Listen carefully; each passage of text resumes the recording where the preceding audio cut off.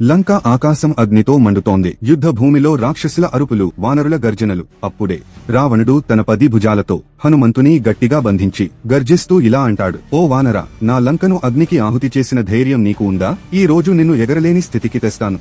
రావణుని భుజాలు ఇనుప గొలుసులా హనుమంతుని ఛాతిని నొక్కి పెడుతున్నాయి. శ్వాస తీసుకోవడం కూడా కష్టంగా మారుతుంది. కాని హనుమంతుడు కళ్ళు మూసుకుంటాడు. తన హృదయంలో శ్రీరామ నామాన్ని స్మరిస్తాడు. అంతే, అతని శరీరం నుంచి దివ్యమైన తేజస్సు వెలువడుతుంది. ఆ తేజస్సు రావణుని భుజాలను కంపింపజేస్తుంది. హనుమంతుడు మెల్లగా ఇలా అంటాడు: రావణ, నువ్వు నా శరీరాన్ని బంధించగలవు, కానీ నా భక్తిని కాదు. నా శక్తి రాముడి ఆశీర్వాదం. అదే క్షణంలో హనుమంతుడు తన శక్తిని విస్తరించగా రావణుని పట్టు చెల్లాచెదరవుతుంది. హనుమంతుడు ఒక్క గర్జనతో ఆకాశాన్ని చీల్చేస్తాడు. భూమి కంపిస్తుంది. రావణుడి అహంకారం తొలిసారి వణుకుతుంది. అర్థం చేసుకో రావణ, ధర్మం పక్షాన నిలిచిన వాడిని ఎవరూ ఓడించలేరు అని చెప్పి హనుమంతుడు మళ్లీ ఆకాశంలోకి ఎగిరిపోతాడు. లంకపై మళ్లీ అగ్ని కాదు, ధర్మ జ్వాల వెలుగుతుంది.